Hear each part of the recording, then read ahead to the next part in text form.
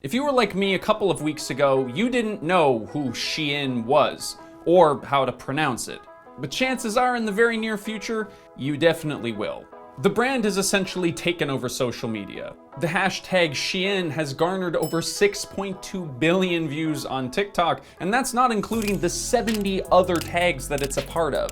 For a company that was just founded over a decade ago, that's pretty crazy. We've seen sales tank for well-loved, established fashion brands during the lockdowns, yet SHEIN sales are rapidly on the rise. SHEIN is the poster child for a brand new fashion revolution that's happening right now, and nobody really knows where it's going.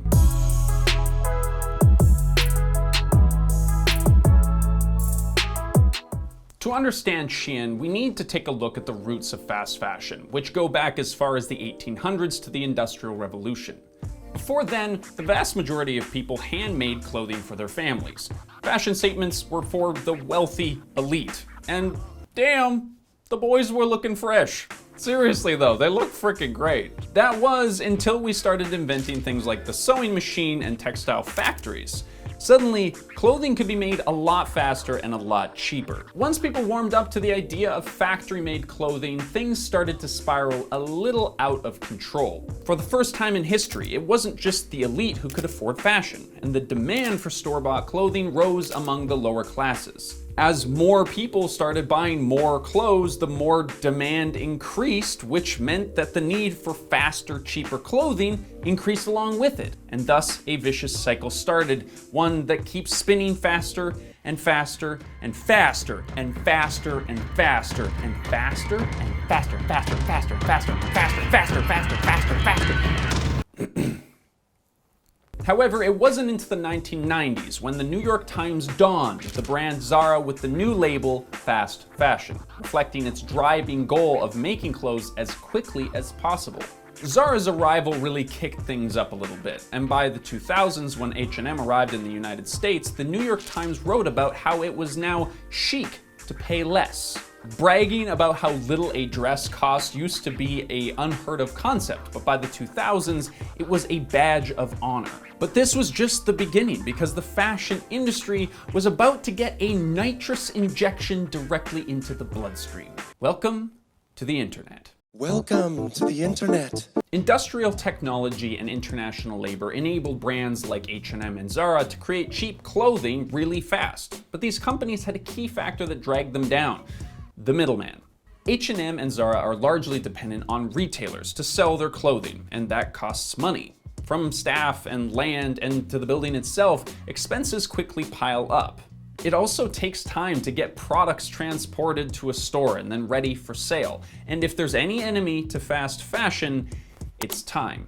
This is where the internet comes in. With personal computers becoming increasingly popular, businesses found that they could bypass the retailers entirely and sell directly to consumers in record time. Enter companies like ASOS, who save time and money by selling solely online.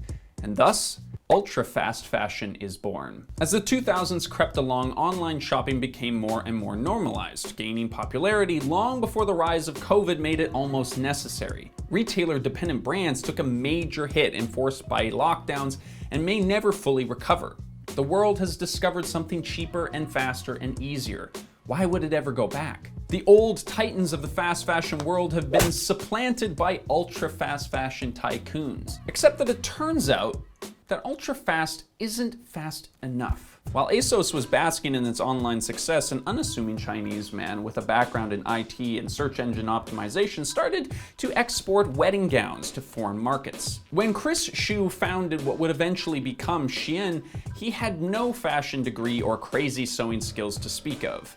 But what he had was an understanding of marketing and technology. And this was apparently enough for him to turn a small wedding gown business into a worldwide fashion empire. And the crazy thing? He only needed a few short years to do it. The man founded the company in 2008, expanded to daily apparel in 2012, and in 2021, the company now makes $10 billion a year selling clothes in over 220 countries. I didn't even know that 220 countries existed. As you might expect, Xu did this by finding a way to make clothes, yes, cheaper and faster than his competitors. Even faster than ultra fast, Xu introduced us to real-time fashion. Like ASOS, Boohoo, SHEIN bypasses the retailer and sells directly to consumers. What makes SHEIN stand out is its ability to anticipate fashion trends and put them in front of consumers before anyone else. They do this by using advanced algorithms to monitor things like internet searches and social media posts. Basically, as soon as you start Googling about your latest fashion whim, SHEIN identifies that and can design a new item to have in front of you at your fingertips in a matter of days. SHEIN is not messing around here. They are in it to win it. But what is next? Just in the last 30 years, we've moved from fast fashion to ultra fast fashion to real-time fashion. And you can bet that SHEIN is working tirelessly to find even more ways to cut corners and save costs, while other brands desperately try to catch up. All right. Think of it this way. Fast fashion is like Tyrion Lannister, who found out he could manipulate people and the system to get what he wanted. But Cersei is ultra fast fashion, who isn't above starting a full-blown war to get what she wants. So if fast fashion is Tyrion and ultra fast fashion is Cersei, then real-time fashion is the freaking Dragon Queen. Objectively impressive in its dominance, but also very terrifying because nobody really knows where all of this is going, and she literally just firebombed an entire city. Because honestly, where does this end? What could possibly be faster than real-time fashion or cheaper than an $11 pair of jeans? It is all very impressive, but it does give you the sense that it's about to blow apart at the seams. Because where does it end? What could possibly be faster than real time or cheaper than $11 for a pair of jeans? Sure, there's probably some ways to automate more of the process or deliver items faster, but even SHEIN is bound by the laws of physics. And more importantly, should we even be striving for this? Perhaps more than any brand in history, SHEIN overproduces low-quality items with short lifespans that nobody needs. And they actively encourage people to have an addictive shopping style. It doesn't take an expert to realize that this is completely unsustainable. SHEIN has certainly achieved what they have by cutting those ethical corners. They do what they can to keep their business choices opaque, and for good reason. No company that sells a pair of jeans for $11 is doing any favors for the future of our world. Their business model alone screams that they don't care about what happens to the people or the planet that make their business possible. Unfortunately for them, it's not just consumers that are going to suffer in the long run. Eventually, brands like SHEIN will find themselves in a position where the scarcity of raw material racks up the price of goods. And if SHEIN isn't cheap, it isn't anything.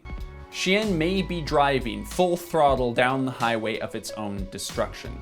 Because after you destroy the planet you're trying to master, you're just going to become queen of the ashes. See what I did there? I tied in the thing right at the end, like the final, that was good, right? I don't know. Give us a like if you like that metaphor, because I freaking liked it.